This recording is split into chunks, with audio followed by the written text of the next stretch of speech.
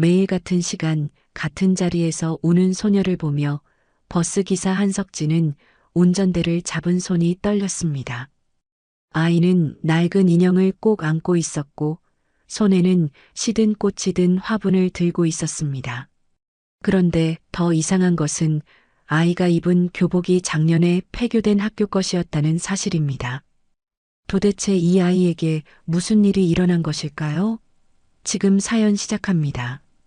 오후 12시 정각, 석진은 버스 운전석에 올랐습니다.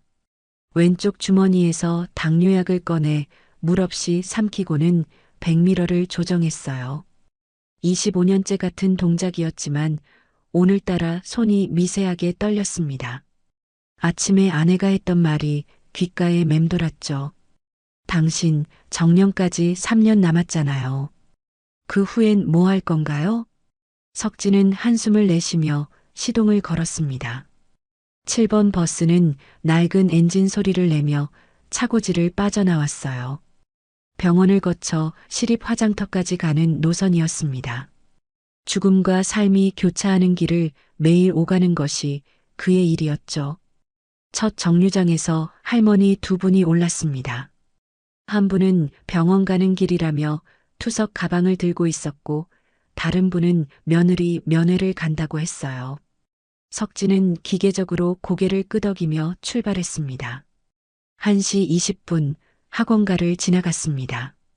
아이들이 무거운 책가방을 메고 횡단보도를 건너는 모습이 보였어요. 한 아이는 엄마 손을 뿌리치며 혼자 가겠다고 떼를 썼고 엄마는 걱정스러운 표정으로 뒤따랐습니다. 석진은 문득 20년 전 교단에 섰던 자신을 떠올렸어요. 당뇨 합병증으로 교직을 그만두고 버스 핸들을 잡은 지 어언 25년이었습니다. 1시 30분이 가까워오자 석진의 시선이 자연스럽게 사거리 정류장으로 향했습니다. 저 멀리서 작은 그림자가 걸어오는 게 보였어요. 사립초등학교 감색 교복을 입은 여자아이였습니다. 왼손에는 작은 화분을, 오른손에는 해진 가방을 들고 있었죠. 버스가 멈추자 아이가 올랐습니다. 구겨진 1,000원짜리 2장을 꺼내 요금함에 넣었어요. 동전이 떨어지는 소리가 유난히 크게 들렸습니다. 석진은 백미러로 아이를 살폈습니다. 11살쯤 되어 보이는 아이의 얼굴은 창백했고 눈가는 벌써 붉어져 있었어요. 아이는 맨 뒷자리로 걸어갔습니다. 자리에 앉자마자 화분을 무릎 위에 올려놓고 낡은 인형을 꺼냈어요. 그리고는 인형의 귀에 대고 속삭이기 시작했습니다. 아빠, 오늘도 만나러 가요. 엄마한테도 인사드릴 거예요. 석진의 눈썹이 꿈틀거렸습니다. 버스 안은 조용했고 아이의 목소리만 작게 울렸어요. 창밖으로는 봄비가 부슬부슬 내리기 시작했습니다. 아이는 젖은 교복 소매로 눈물을 닦았어요. 화분 속 제라늄이 창문에 부딪히는 빗방울에 흔들렸습니다. 다음 정류장에서 중년 여성이 탔습니다. 그녀는 뒷자리의 아이를 힐끔 보더니 석진에게 말했어요. 저 아이 혼자 타도 되나요? 부모는 어디 있는지. 석진은 어깨를 으쓱했습니다. 사실 그도 2주일째 궁금했던 것이었어요. 매일 같은 시간, 같은 자리, 그리고 같은 눈물. 하지만 남의 일에 참견하지 않는 것이 그의 원칙이었죠. 25년 동안 수많은 승객을 태웠지만 그들의 사연까지 떠안을 수는 없었습니다. 병원역이 가까워오자 여자아이는 화분을 가슴에 안고 일어섰습니다.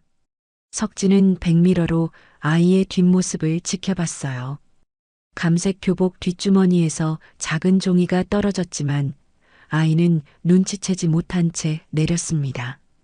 버스가 출발하려는 순간 방금 탔던 할머니가 종이를 주워들었어요. 그녀는 안경을 코끝까지 내리고 종이를 들여다봤습니다. 아이고, 이게 뭐야? 경북 영주시라고 적혀 있네. 시골 할머니 집 가기 싫어요라고도 써 있고. 할머니가 석진에게 종이를 내밀었습니다. 석진은 신호 대기 중에 종이를 받아 살짝 훑어봤어요. 아이의 삐뚤빼뚤한 글씨가 가슴을 찔렀습니다. 요즘 아이들은 어른의 관심이 필요해요. 혼자 다니는 아이를 보면 마음이 아프죠. 할머니의 말이 석진의 귓가에 맴돌았습니다. 그는 운전대를 잡은 손에 힘을 주며 다음 정류장으로 향했어요. 하지만 머릿속에는 계속 그 아이의 붉은 눈이 떠올랐습니다. 2시가 되어 잠깐의 휴식 시간이 왔습니다. 석진은 종점 휴게실에서 커피를 마시며 동료 기사 정수와 마주쳤어요. 정수는 50대 초반의 수다스러운 남자였습니다. 형, 요즘 이상한 애 한 명 있지 않아요? 매일 1시 30분에 타는 애. 석진이 고개를 들었습니다. 정수도 그 아이를 눈여겨봤던 모양이었어요. 맞아요. 교복 입은 애 말이죠? 저도 가끔 봤는데 성화초등학교라고 적혀 있던데 그 학교 작년에 폐교됐잖아요. 석진의 눈이 커졌습니다. 폐교된 학교의 교복이라니. 그는 휴게실 벽에 걸린 달력을 봤어요. 3월 중순, 계약한 지 2주일이 지났습니다. 그런데 왜 아이는 폐교된 학교 교복을 입고 다니는 걸까요? 그의 부모는 뭐 하는지 모르겠어요. 맨날 혼자 다니고 울기만 하고. 정수의 말에 석진은 주머니에서 아까 그 종이를 꺼냈습니다. 다시 읽어보니 더 많은 글씨가 보였어요. 엄마 보고 싶어요. 아빠도 보고 싶어요라는 문장이 연필로 희미하게 적혀 있었죠. 휴식을 마치고 다시 운전석에 앉은 석진은 왠지 불안했습니다. 20년 전 교사 시절에 만났던 한 학생이 떠올랐어요. 부모의 방임으로 결국 가출한 그 아이를 끝내 찾지 못했던 기억이 선명했습니다. 오후 3시 석진은 일부러 병원역 근처를 천천히 지나갔습니다. 저 멀리 화장터 방향으로 걸어가는 작은 뒷모습이 보였어요. 감색 교복을 입은 그 아이였습니다. 화분을 안고 터벅터벅 걸어가는 모습이 너무나 외로워 보였죠. 집으로 돌아온 석진은 아내에게 오늘 있었던 일을 이야기했습니다. 아내는 된장찌개를 끓이며 고개를 저었어요. 당신 남의 아이 일에 왜 그렇게 신경 쓰는 거예요? 교사도 아니고 이제는 버스 기사잖아요. 아내의 말이 맞았습니다. 하지만 석진은 잠이 오지 않았어요. 새벽 2시 그는 일어나 물을 마시며 창밖을 바라봤습니다. 어딘가에서 그 아이도 잠들지 못하고 있을 것 같았죠. 월요일 오후 1시 30분 석진은 일부러 100미러 각도를 조정했습니다. 오늘부터 그 아이를 제대로 관찰하기로 마음먹었어요. 사거리 정류장에 버스가 서자 예상대로 감색 교복의 아이가 올랐습니다. 오늘 화분에는 베고니아가 심어져 있었어요. 아이는 1,000원짜리 2장을 요금함에 넣고 뒷자리로 향했습니다. 가방을 내려놓는 순간 무언가가 바닥에 떨어졌어요. 작은 사진이었습니다. 아이가 황급히 주워 주머니에 넣었지만 석진은 이미 봤습니다. 소방관 제복을 입은 남자와 아이가 함께 찍은 사진이었죠. 화요일이 되었습니다. 오늘 화분에는 펜지가 있었어요. 아이는 인형을 꺼내 속삭였습니다. 아빠, 오늘 학교에서 반장 선거가 있었어요. 제가 당선됐어요. 석진의 가슴이 답답해졌습니다. 3월 중순에 반장 선거라니 이미 학기 초 선거는 끝났을 텐데요. 게다가 그 폐교된 학교 교복을 입고 무슨 학교를 다닌다는 걸까요? 수요일 오후 비가 쏟아졌습니다. 석진은 아이가 오지 않을 거라 생각했어요. 하지만 1시 30분 정각 흠뻑 젖은 아이가 나타났습니다. 우산도 없이 맨몸으로 비를 맞은 채였죠. 떨리는 손으로 젖은 1,000원짜리를 펴서 요금함에 넣었습니다. 괜찮니? 석진이 처음으로 아이에게 말을 걸었습니다. 아이는 고개만 끄덕이고 뒷자리로 갔어요. 온몸에서 빗물이 뚝뚝 떨어졌습니다. 화분 속 장미는 빗물에 꺾여 있었죠. 목요일 석진은 아이의 손톱을 주에 깊게 봤습니다. 손톱 밑에 흙이 끼어 있었어요. 매일 화분에 흙을 갈아주는 흔적이었습니다. 그런데 왜 매일 다른 꽃을 심는 걸까요? 아이의 가방에서 삐져나온 노트 끝자락에는 아빠가 구한 7명 아이들 이름이라는 글씨가 보였습니다. 금요일이었습니다. 아이가 버스에서 내리기 전 석진은 용기를 냈어요. 학생, 혹시 성화초등학교 다니니? 아이의 얼굴이 굳어졌습니다. 잠시 침묵하다가 작은 목소리로 답했어요. 아니에요. 저는 다른 학교 다녀요. 거짓말이었습니다. 석진은 확신했어요.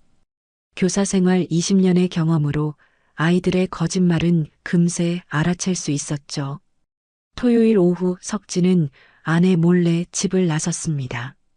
병원역 근처에 차를 세우고 기다렸어요. 1시 40분쯤 아이가 버스에서 내렸습니다. 석진은 멀찍이 떨어져 아이를 따라갔어요. 아이는 병원 정문을 지나쳐 뒷길로 들어섰습니다. 낡은 건물들 사이를 지나더니 시립 화장터라는 표지판이 보이는 곳으로 향했어요. 석진의 심장이 쿵쾅거렸습니다. 11살 아이가 화장터에 갈 이유가 뭘까요? 주일 아침 석진은 잠을 설쳤습니다. 화장터로 들어가는 아이의 뒷모습이 계속 떠올랐어요. 소방관 제복의 남자, 폐교된 학교, 매일 바뀌는 꽃들, 모든 조각이 하나의 슬픈 그림을 만들어가고 있었습니다. 월요일 오후 1시 20분, 석진은 평소보다 일찍 사거리 정류장에 도착했습니다. 차창 너머로 편의점이 보였어요. 감색 교복을 입은 아이가 유리문을 밀고 나왔습니다. 손에는 삼각김밥 하나가 들려 있었죠. 아이는 봉지를 뜯어 급하게 한 입 베어 물었습니다.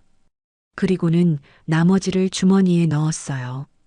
석진은 그 모습을 보며 가슴이 답답해졌습니다. 끼니를 제대로 챙기지 못하는 것 같았죠. 버스가 정류장에 서자 아이가 올랐습니다. 오늘따라 얼굴이 더 창백해 보였어요. 광대뼈가 유독 도드라져 보였고 눈 밑에는 거무스름한 그늘이 져 있었습니다. 1,000원짜리를 요금함에 넣는 손이 심하게 떨렸어요. 동전이 떨어지는 소리가 평소보다 둔탁하게 들렸습니다. 석진은 백미러로 아이를 지켜봤어요. 뒷자리에 앉자마자 아이는 고개를 숙이고 어깨를 들썩였습니다. 평소보다 훨씬 심하게 울고 있었죠. 가느다란 흐느낌 소리가 버스 안에 퍼졌습니다. 화분을 아는 팔이 경련하듯 떨리고 있었어요. 버스 안은 조용했습니다. 승객은 10명 남짓이었어요. 앞자리에 중년 남자가 신문을 펼쳤다가 우는 소리에 고개를 돌렸습니다. 할머니 2분이 수군거렸지만 아무도 다가가지 않았어요. 석진은 운전대를 잡은 손에 땀이 배는 것을 느꼈습니다. 무언가 오늘은 다를 것 같은 불안감이 엄습했어요. 신호등이 빨간색으로 바뀌었습니다. 석진이 브레이크를 밟으려는 순간 앞차가 갑자기 급정거했어요. 석진도 황급히 페달을 밟았습니다. 타이어가 아스팔트를 긁는 소리가 날카롭게 울렸죠. 승객들이 앞으로 쏠렸다가 다시 제자리로 돌아왔어요. 그 순간 쿵 하는 둔탁한 소리가 들렸습니다. 석진이 백미러를 봤을 때 아이가 바닥에 쓰러져 있었습니다. 급정거의 충격으로 의자에서 떨어진 것이었어요. 가방이 열리면서 물건들이 사방으로 흩어졌습니다. 편지 봉투 여러 개가 날아다녔고 색연필이 굴러다녔어요. 그리고 반짝이는 무언가가 통로 한가운데서 빛나고 있었죠. 아이고, 애가 쓰러졌네. 큰일이야. 뒷자리에 아주머니가 소리쳤습니다. 다른 승객들도 자리에서 일어났어요. 석진은 비상등을 켜고 갓길에 차를 세웠습니다. 안전벨트를 풀고 운전석에서 뛰어내려 아이에게 달려갔어요. 괜찮니? 정신 차려봐. 어디 다친 데는 없니? 석진이 아이를 조심스럽게 일으켜 앉혔습니다. 아이의 이마에는 땀이 송글송글 맺혀 있었어요. 얼굴은 하얗게 질려 있었고 입술은 파랗게 변해 있었습니다. 눈을 뜨긴 했지만 초점이 흐릿했어요. 석진은 교사 시절 응급처치 교육을 떠올리며 아이의 맥박을 확인했습니다. 너무 빨랐어요. 119 불러야 하는 거 아니에요? 애가 영 안 좋아 보이는데. 한 승객이 휴대폰을 꺼냈습니다. 화면에 긴급 전화번호가 떴어요. 그때 아이가 석진의 팔을 잡으며 간신히 말했습니다. 목소리가 갈라져 있었어요. 안 돼요. 병원 가면 안 돼요. 오늘 꼭 가야 해요. 오늘이 아빠 기일이에요. 못 찾아가면 아빠가 기다려요. 석진의 가슴이 철렁 내려앉았습니다. 기일이라니. 그럼 그 소방관 제복의 남자가 정말 아이의 아버지였고 이미 세상을 떠난 것일까요? 석진은 바닥에 떨어진 물건들을 주우며 반짝이는 것을 집어들었습니다. 소방관 배지였어요. 영웅이라는 글자가 선명하게 새겨져 있었죠. 배지 뒷면에는 2022년 3월 15일이라는 날짜가 적혀 있었습니다. 물 좀 드릴까요? 애가 탈수 증상 같은데. 한 할머니가 생수병을 내밀었습니다. 석진이 병뚜껑을 열어 아이에게 건넸어요. 아이는 떨리는 손으로 물을 받아 한 모금 마시고는 기침을 했습니다. 2시에 아빠 만나러 가야 해요. 늦으면 안 돼요. 엄마도 거기 계시는데 제가 안 가면 둘이 외로워해요. 승객들이 웅성거렸습니다. 누군가는 혀를 찾고 누군가는 한숨을 쉬었어요. 석진은 아이를 부축해 의자에 앉혔습니다. 그리고는 바닥에 흩어진 편지들을 주었어요. 봉투 겉면에는 모두 같은 글씨가 적혀 있었습니다. 사랑하는 아빠께. 그중 한 봉투가 찢어져 있었는데 안에서 삐져나온 종이에는 아빠가 구한 7명 모두 건강해요라는 글씨가 보였습니다. 제발 보내주세요. 저 정말 괜찮아요. 매일 가는 길이에요. 아이가 석진의 손을 잡고 애원했습니다. 그 작은 손이 얼음장처럼 차가웠어요. 손바닥에는 굳은 살이 박여 있었습니다. 아마도 매일 화분을 들고 다니느라 생긴 것 같았죠. 석진은 아이의 눈을 들여다봤습니다. 그 안에는 간절함과 슬픔 그리고 두려움이 뒤섞여 있었어요. 석진은 결국 다시 운전석에 앉았습니다. 하지만 마음은 천근만근이었어요. 시동을 걸면서도 손이 떨렸습니다. 백미러로 계속 아이를 살폈어요. 아이는 다시 인형을 꺼내 가슴에 안고 있었습니다. 입술이 움직이는 것을 보니 무언가 중얼거리는 것 같았어요. 병원역이 다가왔습니다. 아이는 비틀거리며 일어섰어요. 화분을 안는 손이 떨렸지만 표정은 단호했습니다. 버스가 완전히 멈추기도 전에 아이는 문 앞에 서 있었어요. 문이 열리자마자 뛰어내렸습니다. 석진은 아이가 멀어지는 것을 지켜봤어요. 발걸음이 위태로웠지만 멈추지 않았습니다. 버스가 출발하려는 순간 석진은 결심했습니다. 더는 방관할 수 없었어요. 내일은 꼭 아이를 따라가 봐야겠다고 마음먹었습니다. 무엇이 그 아이를 이토록 아프게 하는지, 왜 죽은 부모를 만나러 간다고 하는지 알아야만 했어요. 그리고 필요하다면 도움을 줘야 했습니다. 20년 전 구하지 못한 제자의 얼굴이 떠올랐어요. 이번에는 놓치지 않겠다고 다짐했습니다. 그날 저녁 석진은 집에 돌아와서도 아이의 쓰러진 모습을 잊을 수 없었습니다. 저녁상에 앉아서도 젓가락질이 제대로 되지 않았어요. 아내가 정성스럽게 차린 갈비찜도 목구멍으로 넘어가지 않았습니다. 아내는 석진의 표정을 살피며 물었어요. 무슨 일 있어요? 얼굴이 안 좋네. 석진은 한숨을 내쉬며 젓가락을 내려놓았습니다. 오늘 있었던 일을 처음부터 끝까지 털어놓았어요. 아이가 쓰러진 것, 아빠 기일이라고 한 말, 소방관 배지, 그리고 엄마도 거기 있다는 말까지. 아내는 갈비뼈를 발라주던 손을 멈추고 석진을 바라봤습니다. 그 아이 고아인가 봐요. 그런 것 같아. 부모가 다 돌아가신 것 같은데 누가 돌봐주는지도 모르겠고.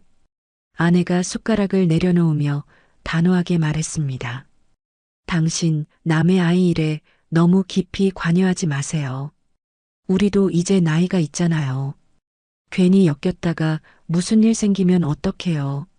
석진은 아내의 말이 틀리지 않다는 것을 알았습니다.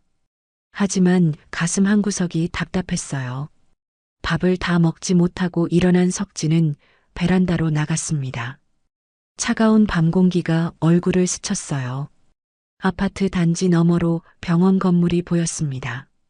그 뒤편 어딘가에 화장터가 있을 것이고 아이는 거기서 죽은 부모를 만나고 있을지도 모른다는 생각이 들었죠.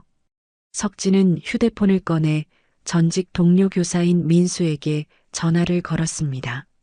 민수는 지금도 초등학교에서 교편을 잡고 있었어요. 신호음이 4번 울린 뒤 민수의 목소리가 들렸습니다. 석진이 형. 오랜만이네. 민수야, 갑자기 전화해서 미안해. 좀 물어볼 게 있어서. 석진은 아이에 대한 이야기를 간략하게 설명했습니다. 민수는 듣고 나서 잠시 침묵했어요. 형, 그런 아이들이 요즘 생각보다 많아요. 부모 잃고 친척집을 전전하거나 아예 방치되는 경우도 있고. 근데 학교도 안 다니는 것 같다고요? 응. 폐교된 학교 교복을 입고 있더라고. 민수가 깊은 숨을 내쉬었습니다. 그럼 아동보호 전문기관에 신고해야 하는 거 아니에요? 방임도 학대거든요. 석진은 창문에 비친 자신의 얼굴을 바라봤습니다. 58살의 지친 얼굴이었어요. 20년 전 38살의 젊은 교사였을 때는 학생들을 위해 뭐든 할 수 있을 것 같았습니다. 하지만 한 학생을 구하지 못한 뒤로 모든 게 달라졌죠. 그 학생은 부모의 방임으로 결국 가출했고 2달 뒤 차가운 시신으로 발견되었습니다. 형, 듣고 있어요? 민수의 목소리에 석진이 정신을 차렸습니다. 듣고 있어. 근데 내가 신고할 권한이 있을까? 그냥 버스 기사인데. 누구나 신고할 수 있어요. 특히 형처럼 아이를 자주 보는 사람이라면 더더욱. 통화를 끝낸 석진은 거실로 돌아왔습니다. 아내는 설거지를 하고 있었어요. 텔레비전에서는 뉴스가 흘러나왔습니다. 최근 아동 학대 사건에 대한 보도였죠. 10살 남자아이가 계부의 폭행으로 숨진 사건이었습니다. 이웃들은 아이의 비명소리를 여러 번 들었지만 아무도 신고하지 않았다고 했어요. 석진은 소파에 앉아 고민에 빠졌습니다. 신고를 해야 할까 말아야 할까? 아니면 일단 더 지켜봐야 할까? 머릿속이 복잡했어요. 그때 아내가 커피를 들고 왔습니다. 당신이 걱정되는 마음은 알아요. 하지만 우리가 할 수 있는 일에는 한계가 있어요. 아내가 석진의 어깨에 손을 올렸습니다. 따뜻한 손길이었어요. 석진은 아내의 손을 잡았습니다. 그래도 내일 한 번만 더 확인해 보고 싶어? 정말로 아이가 위험한 상황인지. 아내는 한숨을 쉬며 고개를 끄덕였습니다. 그럼 조심해요. 괜히 이상한 일에 휘말리지 말고. 밤 11시 석진은 침대에 누웠지만 잠이 오지 않았습니다. 천장을 바라보며 생각했어요. 내일 아이를 따라가면 무엇을 발견하게 될까? 정말로 화장터에 가는 걸까? 그곳에서 아이는 무엇을 하는 걸까? 새벽 2시 석진은 일어나 물을 마시러 부엌으로 갔습니다. 냉장고 문을 열자 차가운 빛이 얼굴을 비췄어요. 그 순간 아이의 창백한 얼굴이 떠올랐습니다. 영양실조에 걸린 것 같던 그 모습. 석진은 냉장고 문을 닫고 창가로 갔어요. 밖에는 봄비가 내리기 시작했습니다. 빗방울이 창문을 두드렸어요. 석진은 문득 궁금해졌습니다. 지금 이 시간 그 아이는 어디서 자고 있을까? 따뜻한 이불 속에서 편히 잠들어 있을까? 아니면 차가운 방에서 혼자 울고 있을까? 새벽 4시 석진은 포기하고 거실로 나왔습니다. 서랍에서 오래된 일기장을 꺼냈어요. 20년 전의 일기였습니다. 페이지를 넘기다가 한 부분에서 멈췄어요. 2005년 5월 15일. 오늘 지훈이가 또 결석했다. 담임으로서 가정 방문을 했지만 집은 텅 비어 있었다. 이웃 말로는 부모가 며칠째 집에 안 들어온다고 한다. 지훈이는 혼자 라면만 먹고 있다고. 교장 선생님께 보고했지만 가정 문제에 개입하지 말라고 하셨다. 하지만 나는 불안하다. 무언가 해야 할 것 같은데. 다음 페이지를 넘겼습니다. 2005년 7월 20일. 지훈이가 시신으로 발견되었다. 한강에서. 경찰은 자살로 추정한다고 했다. 13살 아이가. 내가 좀 더 적극적으로 나섰다면, 내가 그때 신고했다면, 후회해도 소용없다. 이미 늦었다. 석진은 일기장을 덮었습니다. 눈가가 뜨거워졌어요. 그때의 무력감과 죄책감이 다시 밀려왔습니다. 그리고 결심했어요. 이번에는 절대 놓치지 않겠다고. 그 아이를, 미영이를 꼭 도와야겠다고. 화요일 아침 석진은 평소보다 1시간 일찍 일어났습니다. 거실 탁자 위에 메모를 남겼어요. 오늘 차량 점검으로 늦을 수 있음. 아내가 아직 자고 있는 것을 확인하고 조용히 집을 나섰습니다. 새벽 공기가 차갑게 느껴졌지만 마음은 뜨거웠어요. 차고지에 도착한 석진은 동료 기사 정수를 찾았습니다. 정수는 커피를 마시며 운행일지를 확인하고 있었어요. 정수야, 오늘 나 좀 도와줄 수 있어? 정수가 고개를 들었습니다. 석진의 표정이 심상치 않다는 것을 눈치챘어요. 무슨 일이야, 형? 오늘 1시 반에서 2시 반 사이에 교대 기사 좀 보내줄 수 있어? 개인적으로 확인할 일이 있어서. 정수는 잠시 망설이다가 고개를 끄덕였습니다. 그 교복 입은 애 때문이지? 나도 신경 쓰였어. 알았어. 내가 김 기사한테 얘기해 둘게. 석진은 정수의 어깨를 두드리며 고마움을 표했습니다. 오전 운행을 시작하면서도 계속 시계를 확인했어요. 평소와 달리 시간이 너무 천천히 가는 것 같았습니다. 12시가 되자 가슴이 두근거리기 시작했어요. 1시 20분 석진은 사거리 정류장에 도착했습니다. 오늘도 편의점에서 아이가 나왔어요. 손에는 여전히 삼각김밥이 들려 있었습니다. 석진은 아이의 걸음걸이를 유심히 관찰했어요. 어제보다는 조금 나아 보였지만 여전히 기운이 없었습니다. 1시 30분 아이가 버스에 올랐습니다. 오늘 화분에는 해바라기가 심어져 있었어요. 노란 꽃잎이 창문 밖 햇빛을 받아 반짝였습니다. 아이는 뒷자리에 앉아 인형을 꺼냈어요. 아빠, 오늘은 해바라기 가져왔어요. 아빠가 좋아하던 꽃이잖아요. 석진은 백미러로 아이를 살피며 마음을 다잡았습니다. 오늘은 끝까지 따라가 봐야 해요. 병원역이 가까워오자 무전기를 들었습니다. 7번입니다. 병원역에서 교대 요청합니다. 알겠습니다. 김 기사 대기 중입니다. 버스가 정류장에 섰습니다. 아이가 내리고 김 기사가 올랐어요. 석진은 운전석에서 내려 모자를 깊이 눌러 쓰고 아이를 따라갔습니다.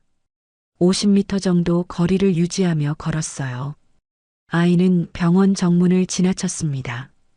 예상했던 대로였어요.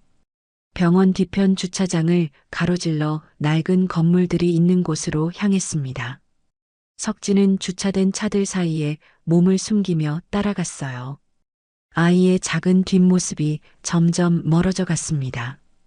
오래된 은행나무들이 늘어선 길을 지나자 시립 화장터라는 표지판이 나타났습니다. 석진의 가슴이 쿵쿵 뛰었어요. 정말로 화장터에 가는 것이었습니다. 아이는 정문으로 들어가지 않고 옆문으로 향했어요. 경비원이 아이를 보더니 가볍게 고개를 끄덕였습니다. 익숙한 방문객인 것 같았죠. 석진은 잠시 망설였습니다. 화장터까지 따라 들어가는 것이 맞을까요? 하지만 이미 여기까지 온 이상 끝까지 확인해야 했어요. 정문으로 들어가며 접수처 직원에게 물었습니다. 혹시 납골당 참배는 어디로 가면 되나요? 5층으로 가시면 됩니다. 엘리베이터는 저쪽에 있어요. 석진은 엘리베이터 대신 계단을 선택했습니다. 혹시 아이와 마주칠까 봐서였어요. 3층에 올라왔을 때 창문 너머로 아이가 보였습니다. 화분을 안고 다른 건물로 들어가는 모습이었어요. 납골당 건물이었습니다. 석진은 서둘러 계단을 올랐습니다. 5층에 도착하자 긴 복도가 나타났어요. 양옆으로 작은 방들이 늘어서 있었습니다. 각 방마다 고인의 이름이 적혀 있었죠. 복도 끝에서 아이의 목소리가 들렸어요. 엄마, 저 왔어요. 아빠도 잘 계시죠? 석진은 조심스럽게 복도를 걸었습니다. 소리가 나는 방에 가까이 가자 더 선명하게 들렸어요. 오늘 학교에서 선생님이 칭찬해 주셨어요. 그림을 잘 그렸다고. 아빠처럼 용감한 사람을 그렸거든요. 석진은 문틈으로 안을 들여다봤습니다. 아이가 2개의 유골함 앞에 무릎을 꿇고 앉아 있었어요. 한쪽에는 고 박준서 2022년 3월 15일 순직이라고 적혀 있었고, 다른 쪽에는 고 김미선 2020년 11월 7일 영면이라고 적혀 있었습니다. 아이는 엄마 유골함에 카네이션을 놓고 아빠 유골함에는 해바라기를 놓았어요. 그리고는 가방에서 종이를 꺼냈습니다. 그림이었어요. 소방관 옷을 입은 남자와 천사 옷을 입은 여자, 그리고 그 사이에 서 있는 아이가 그려져 있었죠. 우리 가족이에요. 나중에 저도 천국 가면 다시 만날 수 있겠죠? 아이의 말에 석진은 가슴이 먹먹해졌습니다. 눈가가 뜨거워졌어요. 이제 모든 게 명확해졌습니다. 아이는 정말로 고아였고 매일 죽은 부모를 만나러 오는 것이었어요. 그때 뒤에서 발소리가 들렸습니다. 석진이 돌아보니 나이든 관리인이 서 있었어요. 참배 오셨어요? 석진은 당황하며 고개를 끄덕였습니다. 관리인이 방안을 힐끔 보더니 작은 목소리로 말했어요. 저 아이 말이죠. 3개월 전부터 매일 와요. 비가 오나 눈이 오나. 처음엔 막으려 했는데 사연을 듣고 나니 차마 그럴 수가 없더라고요. 무슨 사연인가요? 관리인이 한숨을 쉬었습니다. 아버지가 소방관이었어요. 2년 전 어린이집 화재 때 아이들 7명을 구하고 순직하셨죠. 어머니는 그보다 먼저 암으로 돌아가셨고 지금은 친척 집에 맡겨져 있다는데 제대로 돌봄을 받는 것 같지는 않아요. 석진은 주먹을 꽉 쥐었습니다. 분노와 슬픔이 동시에 밀려왔어요. 영웅의 딸이 이렇게 방치되고 있다니. 혹시 그 친척이 누군지 아세요? 자세히는 모르지만 가끔 양복 입은 남자가 와서 서류에 도장 찍으라고 하더라고요. 아이는 그 남자를 무서워하는 것 같았어요. 석진은 더 이상 듣고 있을 수 없었습니다. 이제 행동에 나서야 할 때였어요. 석진은 납골당을 나오며 깊은 숨을 내쉬었습니다. 햇빛이 눈부셨어요. 건물 밖으로 나오자 봄바람이 얼굴을 스쳤습니다. 그는 잠시 벤치에 앉아 생각을 정리했어요. 이제 무엇을 해야 할까요? 아이를 어떻게 도와야 할까요? 그때 누군가 옆에 앉았습니다. 40대 중반으로 보이는 여성이었어요. 병원 간호복을 입고 있었습니다. 명찰에는 정은숙이라고 적혀 있었죠. 그녀가 먼저 말을 걸었습니다. 혹시 저 아이 때문에 오신 건가요? 감색 교복 입은 여자아이요. 석진이 놀라서 그녀를 봤습니다. 은숙은 부드러운 미소를 지었어요. 저도 3개월째 그 아이를 지켜보고 있어요. 매일 병원 소아과 창문 밖에서 서성이더니 여기로 오더라고요. 석진은 반가운 마음이 들었습니다. 자신만 아이를 걱정하는 게 아니었어요. 저는 버스 기사입니다. 그 아이가 매일 제 버스를 타거든요. 어제는 쓰러지기까지 해서 따라와 봤어요. 은숙이 고개를 끄덕였습니다. 영양실조 증상이 보이더라고요. 제대로 먹지 못하는 것 같아요. 병원 구내식당 쓰레기통에서 그 아이를 본 적이 있거든요. 석진의 가슴이 철렁 내려앉았습니다. 쓰레기통이라니. 그 정도로 상황이 심각한 것일까요?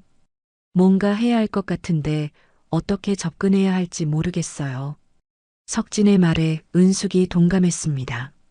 저도 그래요. 사실 저는 5년째 위탁가정 봉사를 하고 있어요. 지금도 10살짜리 남자아이를 돌보고 있죠. 이런 아이들을 많이 봤지만 저 아이는 특별히 더 걱정돼요. 두 사람은 잠시 침묵했습니다. 멀리서 아이가 납골당에서 나오는 게 보였어요. 화분을 안고 터벅터벅 걸어가는 뒷모습이 너무나 쓸쓸해 보였습니다. 저 아이 이름이 뭔지 아세요? 은숙이 물었습니다.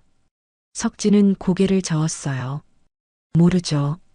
한 번도 물어본 적이 없어요. 저는 며칠 전에 우연히 들었어요. 납골당 관리인이 미영이라고 부르더라고요. 박미영, 미영. 석진은 그 이름을 마음속에 새겼습니다. 이제 그 아이는 그냥 아이가 아니라 미영이었어요. 은숙이 일어서며 말했습니다. 내일 다시 만날까요? 병원 1층 휴게실에서요. 같이 방법을 찾아봐요. 석진은 고개를 끄덕였습니다. 혼자가 아니라는 사실에 마음이 조금 놓였어요. 은숙이 떠난 뒤 석진은 천천히 병원으로 돌아왔습니다. 버스 정류장에서 김 기사가 기다리고 있었어요. 형, 무슨 일 있었어요? 얼굴이 안 좋은데. 석진은 김 기사에게 간단히 설명했습니다. 김 기사도 놀란 표정이었어요. 그런 사연이 있었구나. 그래서 매일 울었던 거야. 다시 운전석에 앉은 석진은 평소와 달랐습니다. 승객들을 더 자세히 관찰했어요. 혹시 또 다른 미영이가 있는 건 아닐까? 도움이 필요한데 아무도 모르는 아이가 또 있는 건 아닐까? 저녁 집에 돌아온 석진은 아내에게 오늘 있었던 일을 모두 이야기했습니다. 아내는 놀란 표정으로 들었어요. 그 아이가 고아였구나. 그것도 영웅의 딸이. 응. 아버지가 7명을 구하고 죽었는데 정작 그의 딸은 아무도 구해주지 않고 있어. 아내가 석진의 손을 잡았습니다. 당신이 구해주면 되잖아요. 석진은 아내를 바라봤습니다. 걱정만 하던 아내가 오히려 용기를 주고 있었어요. 내가 할 수 있을까? 당신은 20년 동안 아이들을 가르쳤잖아요. 비록 한 아이를 구하지 못한 아픔이 있지만 그때의 경험이 이번에는 도움이 될 거예요. 아내의 말이 맞았습니다. 과거의 실패가 이번에는 성공의 발판이 될 수도 있었어요. 그날 밤 석진은 인터넷을 검색했습니다. 2022년 3월 15일 화재 사고를 찾아봤어요. 기사가 나왔습니다. 대형 어린이집 화재, 소방관 박준서 7명 구조 후 순직. 사진도 있었어요. 젊고 건강해 보이는 남자가 웃고 있었습니다. 미영이가 들고 다니던 사진 속 그 사람이었죠. 기사를 더 읽어 내려갔습니다. 박준서 소방관은 35살이었고 9년차 베테랑이었어요. 마지막 아이를 구하고 나오다가 건물이 무너져 순직했다고 했습니다. 시민 영웅으로 추서되었고 대통령 표창을 받았어요. 그런데 미영이에 대한 언급은 거의 없었습니다. 단지 유족으로 딸이 있다는 한 줄뿐이었어요. 석진은 안타까웠습니다. 영웅의 이야기는 널리 알려졌지만 그가 남긴 딸의 고통은 아무도 몰랐던 것이죠. 석진은 노트를 꺼내 계획을 세우기 시작했습니다. 먼저 은숙과 만나 정보를 공유하고 복지관이나 아동보호기관에 연락해 봐야 할 것 같았어요. 그리고 가능하다면 미영이의 친척도 만나봐야 했습니다. 양복 입은 남자가 누구인지, 왜 미영이를 방치하는지 알아야 했어요.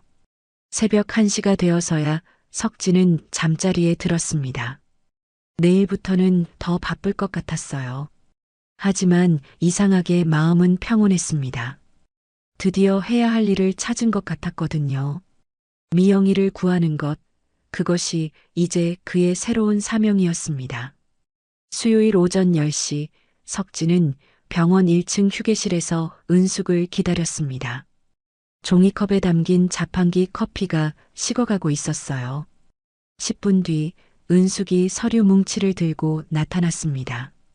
얼굴에 피로가 묻어났지만 눈빛은 단호했어요. 어제 밤새 알아봤어요. 미영이 아버지 박준서 소방관의 순직 보험금이 8억 원이 넘는다고 해요. 석진이 놀라서 커피를 흘릴 뻔했습니다. 8억이라니요. 그런 거액이 있는데 왜 아이는 쓰레기통을 뒤지고 있는 걸까요? 보험금은 미영이 명의로 신탁되어 있대요. 만 19세까지는 법적 후견인만 관리할 수 있고요. 문제는 그 후견인이 누군지 모른다는 거예요. 은숙이 서류를 펼쳤습니다. 복지관에서 받은 자료였어요. 미영이는 현재 미등록 아동으로 분류되어 있었습니다. 학교도 다니지 않고 의료 기록도 2년간 전무했어요. 이건 명백한 방임이에요. 아동학대죠. 석진이 주먹을 쥐었습니다. 분노가 치밀어 올랐어요.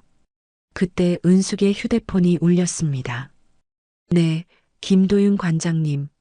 예, 알겠습니다. 지금 바로 가겠습니다. 은숙이 전화를 끊고 석진을 받습니다. 복지관장님이 중요한 정보를 찾았대요. 같이 가실래요? 두 사람은 병원에서 10분 거리에 있는 복지관으로 향했습니다. 낡은 3층 건물이었어요. 관장실 문을 두드리자 60대 초반의 남자가 문을 열었습니다. 김도윤 관장이었어요. 정 간호사님, 그리고 이분은 제가 말씀드린 버스 기사님이에요. 미영이를 처음 발견하신 분이죠. 도윤이 고개를 끄덕이며 두 사람을 안으로 안내했습니다. 책상 위에는 서류들이 어지럽게 놓여 있었어요. 드디어 찾았습니다. 미영이의 법적 후견인은 박준혁이라는 사람이에요. 미영이 아버지의 형이죠. 도윤이 사진을 보여줬습니다. 40대 중반의 날카로운 인상의 남자였어요. 양복을 입고 있었는데 납골당 관리인이 말한 그 남자인 것 같았습니다. 이 사람 강남에서 부동산 중개업을 한다고 되어 있는데 실제로는 거의 사업이 망한 상태예요. 빚이 3억이 넘는다고 합니다. 석진과 은숙이 서로를 바라봤습니다.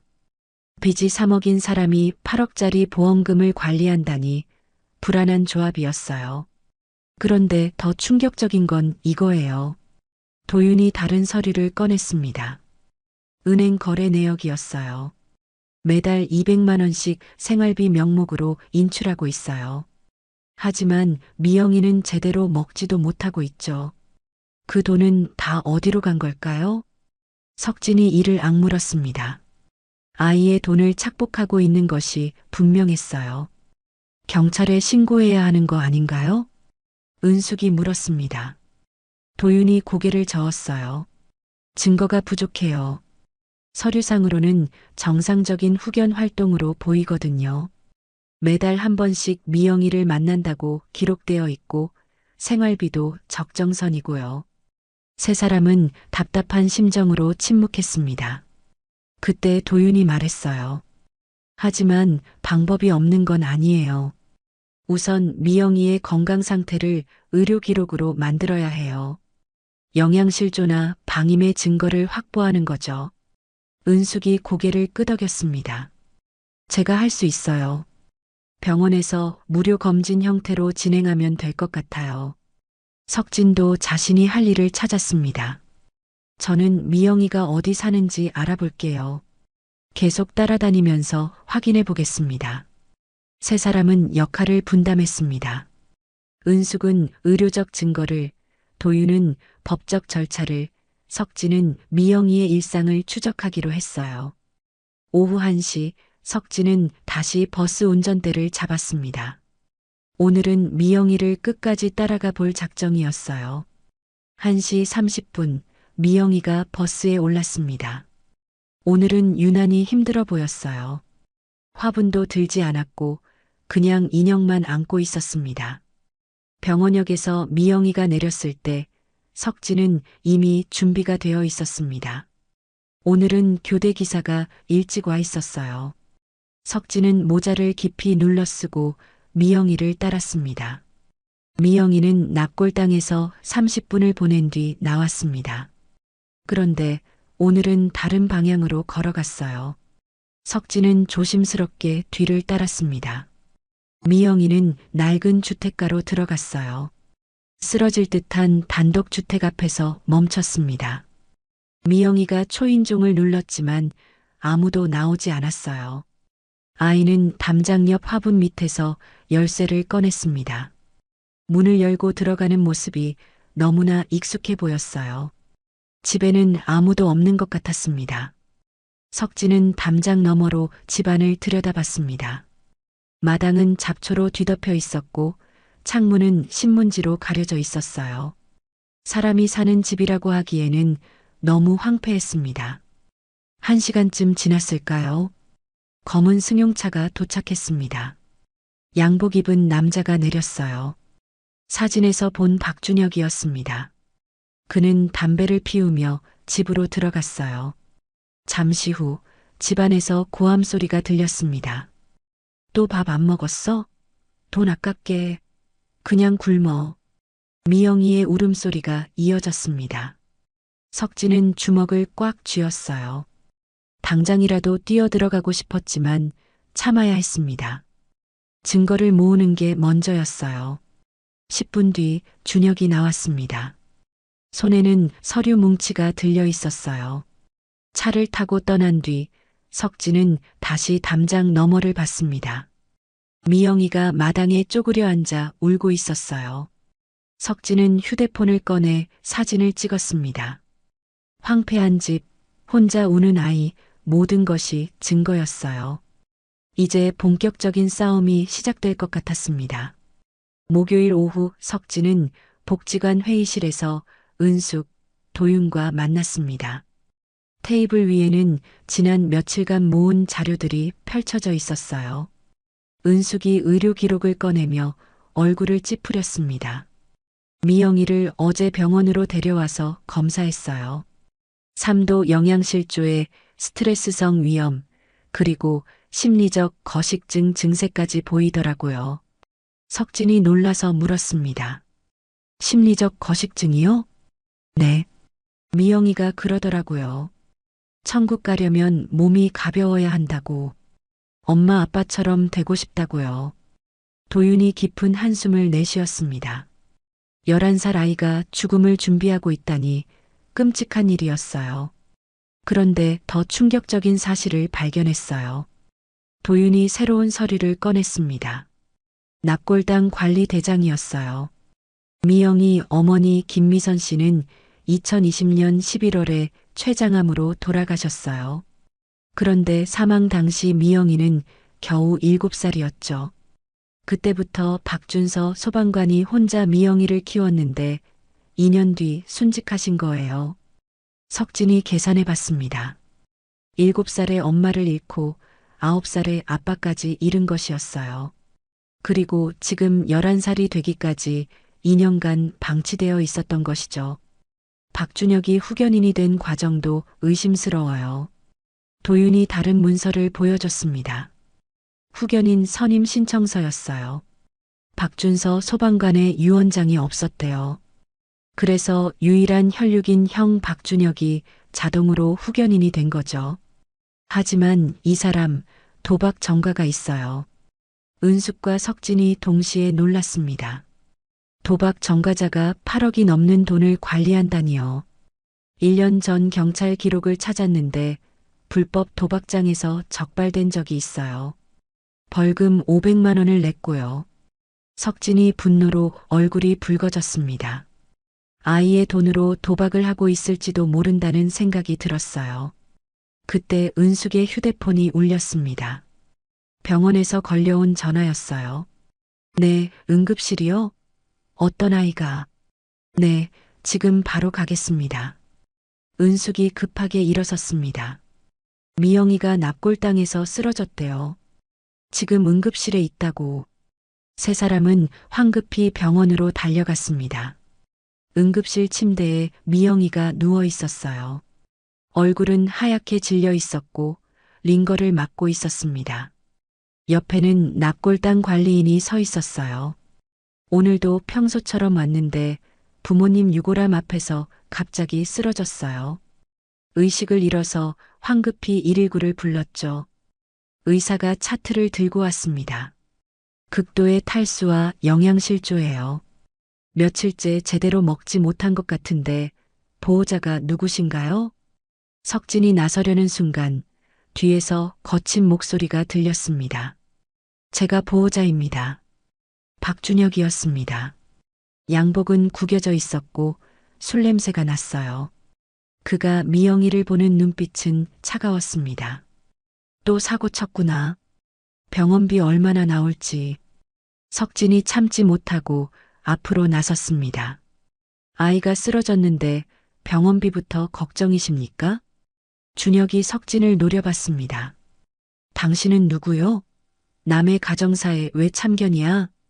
저는 이 아이를 매일 보는 버스 기사입니다. 그리고 이분들은 아이를 도우려는 사람들이고요. 준혁이 코웃음을 쳤습니다. 도움은 무슨, 우리 집안일에 신경 끄시오. 그때 미영이가 눈을 떴습니다. 준혁을 보자 몸을 움츠렸어요. 두려워하는 게 역력했습니다. 삼촌, 죄송해요. 죄송하긴. 집에 가자. 병원비 아깝게. 준혁이 미영이의 팔을 잡아 끌었습니다. 은숙이 막아섰어요. 아직 치료가 끝나지 않았어요. 최소한 하루는 입원해야 합니다. 필요 없어. 집에서 쉬면 돼. 도윤이 나섰습니다. 박준혁 씨 아동학대로 신고할 수도 있습니다. 이 아이의 상태를 보세요. 준혁의 얼굴이 굳어졌습니다. 뭐, 학대? 내가 먹이고 입히고 있는데? 한 달에 200만 원씩 받으시면서 아이는 굶기고 계시잖아요. 준혁이 당황한 기색을 보였습니다. 자신의 비리를 알고 있다는 것을 눈치챈 것 같았어요. 그건 다 아이를 위해 쓰는 거요. 학원비며 뭐며. 미영이는 학교도 안 다니잖아요.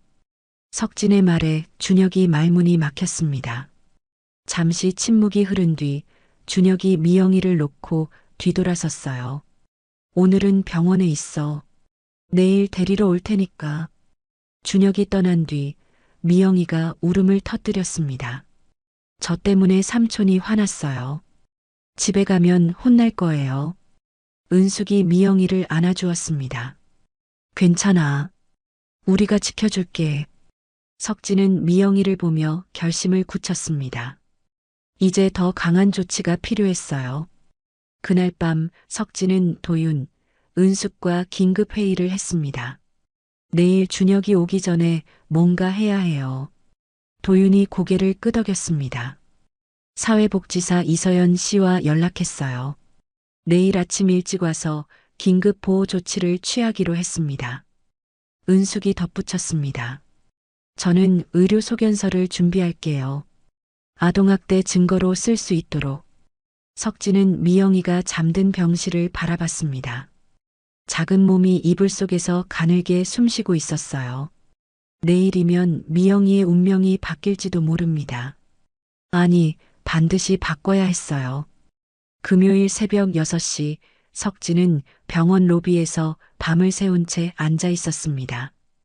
은숙과 도윤도 함께였어요. 아무도 잠을 자지 못했습니다. 오늘이 미영이의 운명을 결정할 중요한 날이었으니까요. 7시가 되자 사회복지사 이서연이 도착했습니다. 30대 후반의 단호한 인상의 여성이었어요. 손에는 두꺼운 서류 파일이 들려 있었습니다. 긴급 보호 조치 서류를 준비해 왔어요. 의료 소견서와 함께 제출하면 임시 보호는 가능할 것 같습니다. 서연이 서류를 펼치며 설명했습니다. 그때 은숙의 휴대폰이 울렸어요. 병동에서 걸려온 전화였습니다. 미영이가 깼대요. 그런데 뭔가 이상하다고. 네 사람은 급히 병실로 올라갔습니다. 미영이는 침대에서 일어나 창밖을 바라보고 있었어요. 손에는 편지 봉투를 꼭 쥐고 있었습니다. 미영아, 괜찮니? 은숙이 다가가자 미영이가 돌아봤습니다. 눈에 눈물이 가득했어요. 오늘 삼촌이 온다고 했죠? 저를 시골로 데려간대요. 경북 영주 큰할머니 집으로요. 석진이 놀라서 물었습니다. 시골로? 언제 그런 말을 했니? 어제 저녁에 전화 왔어요. 더 이상 못 키우겠다고. 시골 할머니한테 맡기겠다고 했어요. 서연이 급하게 휴대폰을 꺼냈습니다. 지금 당장 법원에 연락해야겠어요. 아이를 타 지역으로 이송하는 것도 막아야 합니다. 그때 병실 문이 거칠게 열렸습니다. 박준혁이 들어왔어요. 오늘은 정장이 아닌 평상복을 입고 있었습니다. 옆에는 60대로 보이는 여자가 함께였어요. 미영이 짐 싸. 할머니가 데려가신다. 준혁이 차갑게 말했습니다. 할머니로 보이는 여자는 미영이를 쳐다보지도 않았어요. 표정에는 귀찮음이 가득했습니다. 도윤이 앞을 막았습니다. 잠깐만요. 아이가 아직 치료 중입니다. 그리고 후견인 자격에 대해 검토가 필요합니다. 준혁이 비웃었습니다. 후견인 자격? 내가 법적 후견인이야. 여기 서류도 있고. 준혁이 서류를 흔들었습니다. 그런데 서연이 그 서류를 자세히 보더니 눈을 크게 떴어요. 이 서류, 날짜가 이상한데요. 미영이 아버지 숨지길 이전에 작성된 것으로 되어 있어요. 준혁의 얼굴이 굳어졌습니다. 그게 무슨 소리야? 실수가 있었겠지. 실수요? 이건 문서 위조일 수도 있습니다. 서연이 단호하게 말했습니다. 그때 석진이 무언가를 발견했어요. 준혁의 손목에 고급 시계가 채워져 있었습니다. 며칠 전까지 없던 것이었죠. 새 시계를 사셨네요. 비싸 보이는데. 준혁이 당황하며 소매로 시계를 가렸습니다. 그게 당신하고 무슨 상관이야? 은숙이 날카롭게 물었습니다.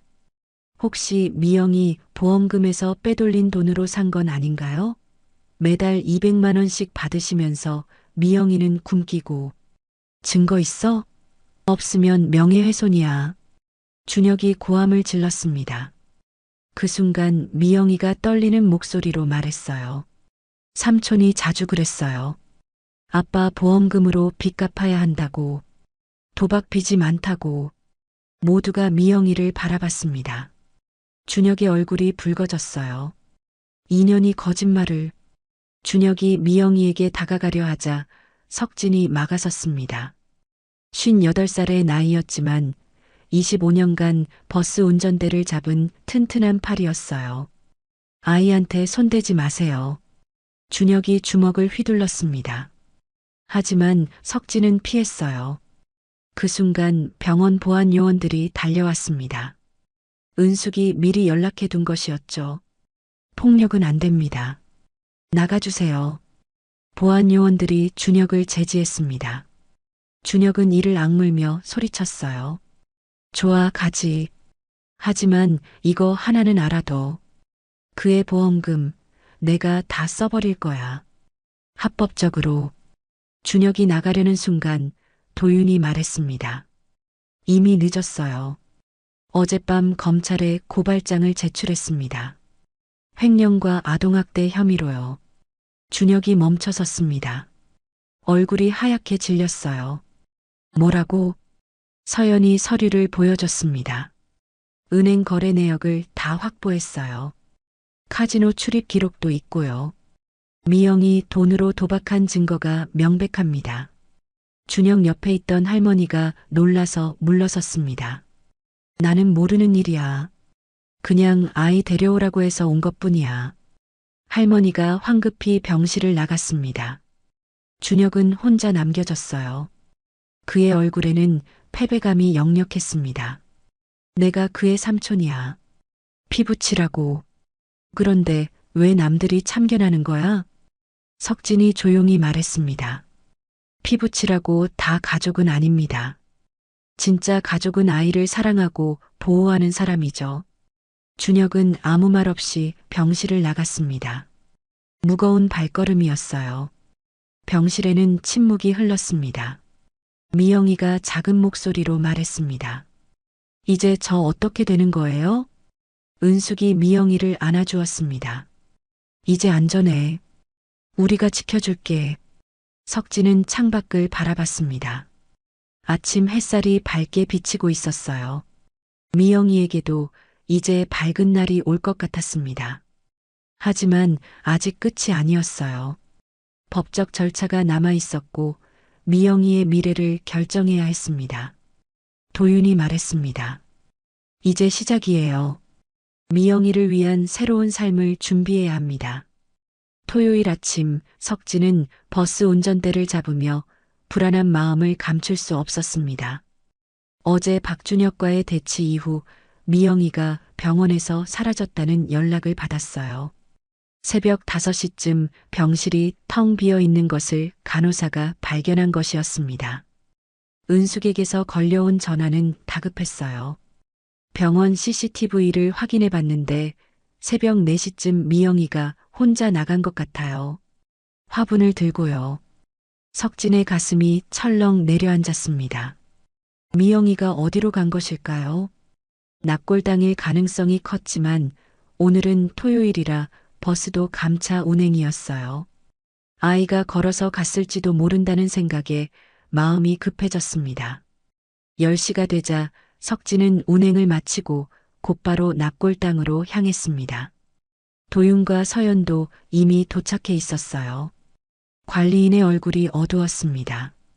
아침 일찍 왔다가 1시간쯤 있더니 나갔어요.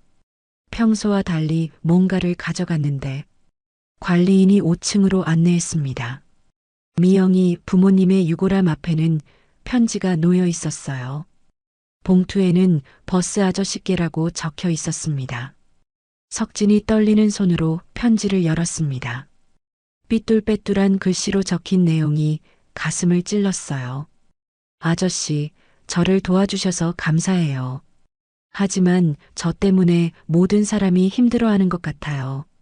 삼촌도 화났고 병원 선생님들도 걱정하고 저는 이제 엄마 아빠한테 가려고 해요.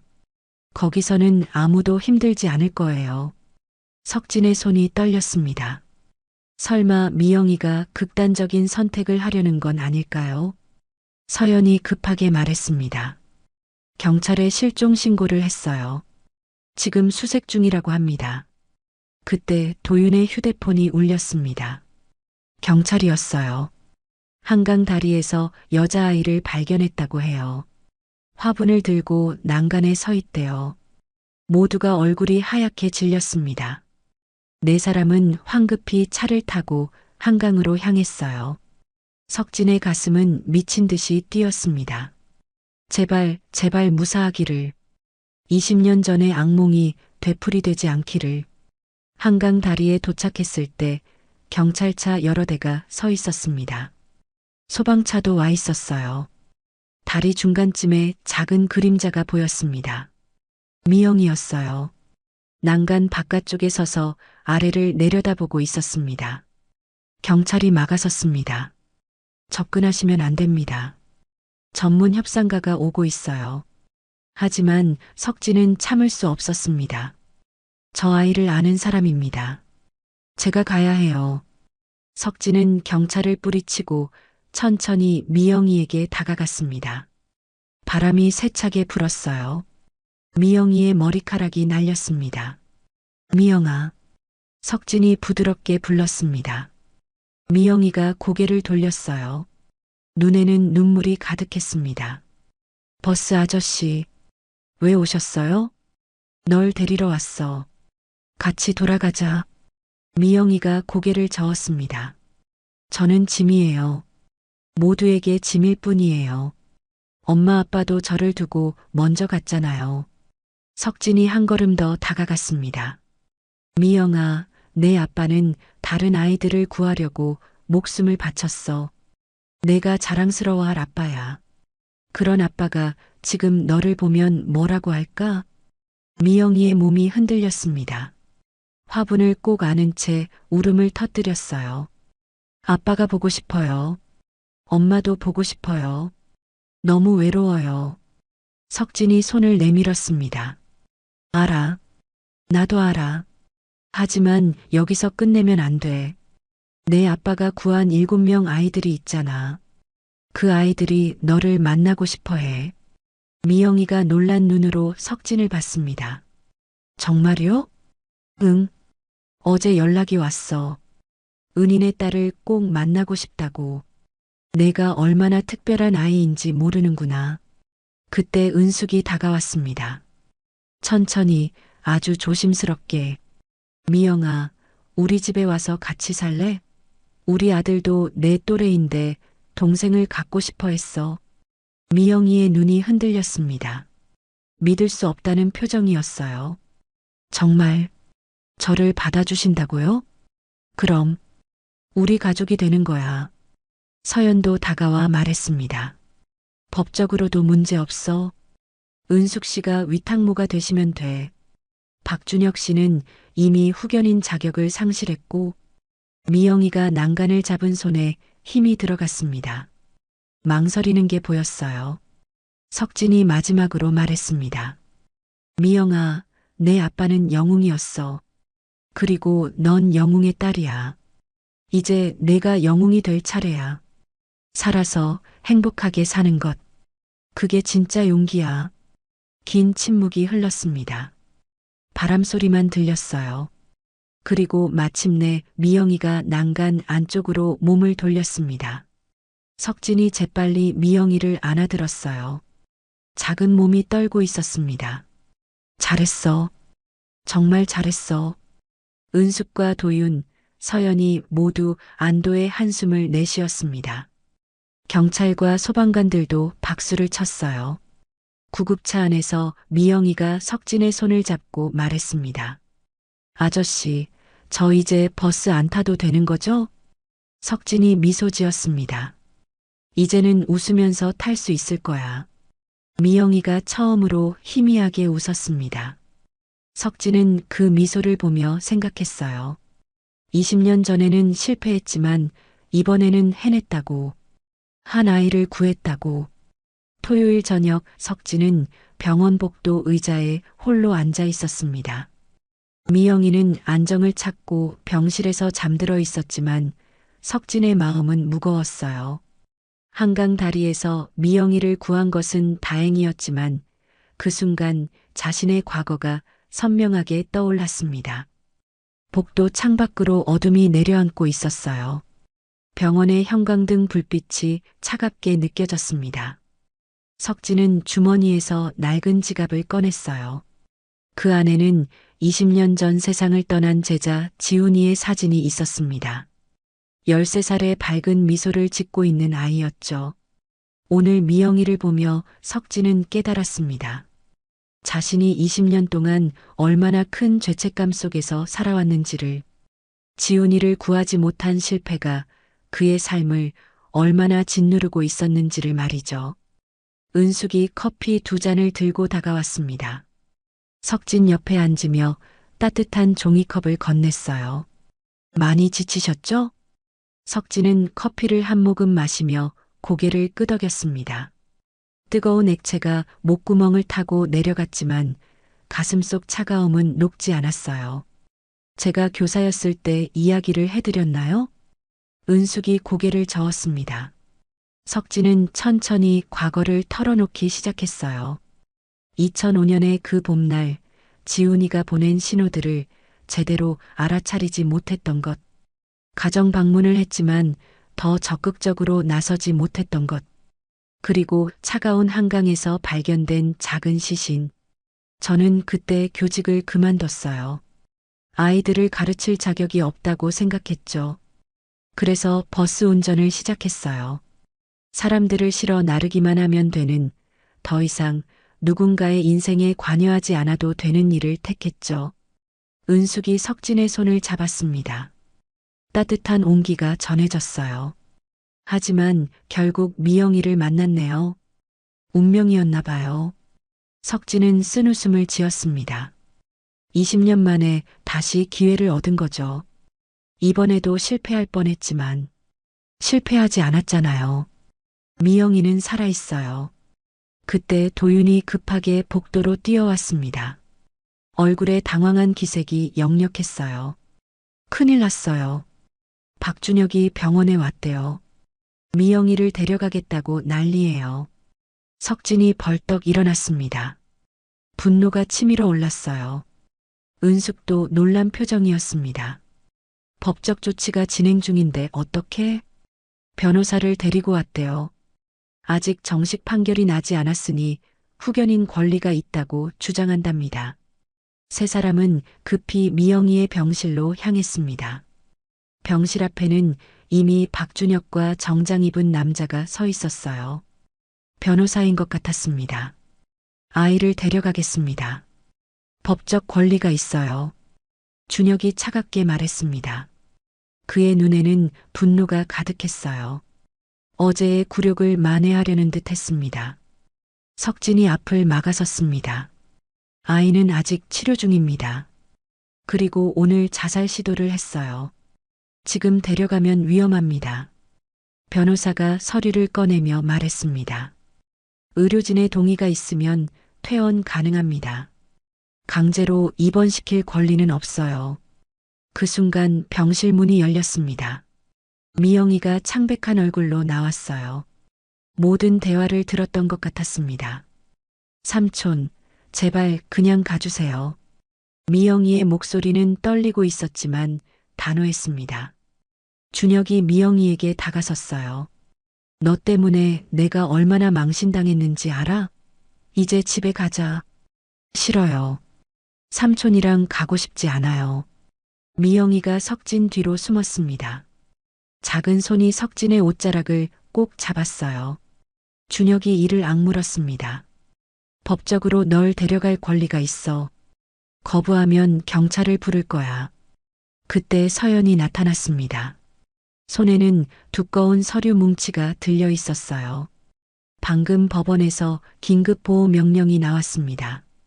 박준혁 씨의 후견인 자격은 정지됐어요. 서연이 서류를 보여줬습니다. 법원 도장이 선명하게 찍혀 있었어요.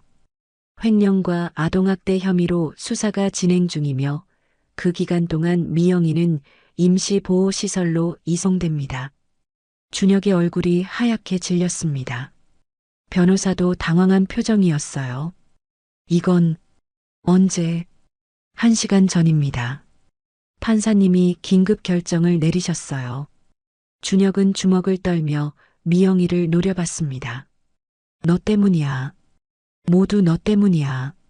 내 아빠가 죽은 것도, 내 인생이 망가진 것도. 그 말에 미영이가 무너져 내렸습니다. 바닥에 주저앉아 울음을 터뜨렸어요. 석진이 미영이를 안아 일으켰습니다. 그만하세요. 아이한테 그런 말을 하다니. 준혁은 아무 말 없이 돌아섰습니다. 변호사와 함께 병원을 떠났어요. 무거운 발걸음이었습니다. 미영이는 석진의 품에서 한참을 울었습니다. 작은 어깨가 들썩였어요. 석진은 아이를 꼭 안아주며 생각했습니다. 이 아이에게 자신이 얼마나 필요한 존재인지를, 그리고 자신에게도 이 아이가 얼마나 큰 의미인지를. 밤이 깊어갔습니다. 병원은 조용해졌고 미영이는 다시 잠들었어요. 석진은 병실 의자에 앉아 미영이를 지켜봤습니다. 이제 새로운 시작이 필요했어요. 미영이에게도, 그리고 자신에게도. 일요일 아침, 석진은 병원 앞 벤치에서 떠오르는 해를 바라보고 있었습니다. 밤새 한숨도 자지 못했지만 머릿속은 오히려 맑았어요. 어젯밤 미영이가 잠든 후 그는 중요한 결심을 했습니다. 더 이상 방관자가 아닌 적극적인 보호자가 되기로. 은숙이 따뜻한 차를 들고 다가왔습니다. 그녀도 밤을 새운 듯 눈가에 다크서클이 짙었어요. 결심하신 것 같네요. 석진이 고개를 끄덕였습니다. 눈빛이 달라져 있었어요. 20년 동안 짊어진 죄책감의 무게가 조금 가벼워진 듯 했습니다. 제가 미영이의 임시 후견인이 되고 싶어요. 은숙 씨가 위탁모가 되시는 것과 별개로 법적으로도 아이를 보호할 사람이 필요할 것 같아서요. 은숙이 미소를 지었습니다. 좋은 생각이에요. 서연 씨가 도와줄 거예요. 두 사람이 병실로 돌아왔을 때 뜻밖의 방문객들이 와 있었습니다. 30대 초중반의 부부 7쌍이었어요. 그들은 모두 비슷한 나이의 아이들을 데리고 있었습니다. 도윤이 석진에게 다가와 속삭였습니다. 2년 전 박준서 소방관이 구한 아이들의 가족이에요. 미영이 소식을 듣고 찾아왔대요. 한 여성이 앞으로 나왔습니다. 눈가에 눈물이 맺혀 있었어요. 저희 아이가 박준서 소방관 덕분에 살았어요. 그분의 딸이 이런 상황이라니. 도와드리고 싶어요. 다른 부모들도 고개를 끄덕였습니다. 한 남자가 봉투를 내밀었어요. 작은 정성이지만 미영이 양육비에 보태주세요. 매달 조금씩이라도 돕고 싶습니다. 석진과 은숙은 놀랐습니다. 예상치 못한 도움의 손길이었어요. 그때 미영이가 눈을 떴습니다. 많은 사람들을 보고 놀란 표정이었죠. 이분들은 한 아이가 미영이에게 다가갔습니다. 8살쯤 되어 보이는 남자아이였어요. 누나, 나 김민수예요. 누나 아빠가 저를 구해주셨어요. 감사합니다. 다른 아이들도 하나둘 다가왔습니다. 저는 이수진이에요. 저는 박지호예요. 7명의 아이들이 모두 자기소개를 했습니다. 미영이의 눈에서 눈물이 흘렀어요. 아빠가 구한 그 아이들이 눈앞에 있었던 것입니다. 민수의 어머니가 미영이의 손을 잡았습니다. 미영아, 내 아빠는 정말 영웅이셨어. 우리 아이들이 살아있는 건 내 아빠 덕분이야. 이제 우리가 널 도울 차례야. 미영이가 흐느꼈습니다. 그동안 혼자 짊어졌던 무게가 조금씩 나눠지는 것 같았어요. 그때 서연이 들어왔습니다. 표정이 밝았어요. 좋은 소식이 있어요. 박준서 소방관 추모 재단을 설립하기로 했대요. 정부와 시민단체가 함께 만드는 거예요. 미영이가 성인이 될 때까지 모든 지원을 받을 수 있어요. 도윤이 덧붙였습니다. 그리고 박준혁 씨는 구속됐어요. 횡령 증거가 명백해서 실형이 예상된대요. 무거운 짐이 하나씩 내려지는 것 같았습니다. 석진은 미영이를 바라봤어요. 아이의 얼굴에 조금씩 생기가 돌고 있었습니다. 오후가 되자 더 놀라운 일이 벌어졌습니다. 버스 회사 사장이 직접 병원을 찾아온 것이었어요. 60대 중반의 점잖은 신사였습니다. 한석진 기사님, 그동안의 이야기를 들었습니다. 회사 차원에서 돕고 싶어요. 사장은 서류를 꺼냈습니다. 7번 버스 노선에 미영이의 약속 정류장을 만들려고 합니다. 순직 소방관들을 기리는 특별 정류장이에요. 그리고 미영이가 학교에 다닐 때까지 통학버스를 지원하겠습니다. 석진의 눈시울이 붉어졌습니다. 25년 동안 그저 버스를 운전하기만 했던 자신이 이런 일을 해낼 줄은 몰랐어요. 저녁이 되자 병실은 조용해졌습니다. 방문객들이 모두 떠나고 미영이와 석진, 은숙만 남았어요. 미영이가 석진을 바라보며 말했습니다. 버스 할아버지, 정말 제가 은숙 아주머니 집에 가도 되는 거예요? 석진이 미영이의 머리를 쓰다듬었습니다. 그럼, 이제 새로운 가족이 생기는 거야. 그리고 나도 자주 놀러 갈게. 미영이가 처음으로 환하게 웃었습니다. 그 미소를 보며 석진은 생각했어요. 20년 전의 실패가 오늘의 성공을 만들었다고. 지훈이를 구하지 못한 아픔이 미영이를 구하는 힘이 되었다고. 밤이 깊어가는 병원 창밖으로 별들이 빛나고 있었습니다. 석진은 하늘을 올려다봤어요. 어딘가에서 박준서, 소방관과 지훈이가 함께 웃고 있을 것 같았습니다. 내일부터 미영이는 은숙의 집에서 새로운 생활을 시작합니다. 학교도 다시 다니게 될 것이고 친구들도 사귈 것입니다. 그리고 석진은 여전히 7번 버스를 운전하겠지만 이제는 다른 마음으로 운전대를 잡을 것입니다. 누군가를 구할 기회를 놓치지 않겠다는 마음으로. 월요일 오전 언론사 기자들이 병원 로비에 모여 있었습니다. 미영이의 사연이 알려지면서 전국적인 관심을 받게 된 것이었어요. 석진은 불편한 표정으로 카메라들을 바라봤습니다. 이런 주목을 원했던 건 아니었지만 미영이를 위해서는 필요한 일이었죠. 한 기자가 마이크를 들고 다가왔습니다. 한석진 기사님, 어떻게 미영이를 발견하게 되신 건가요?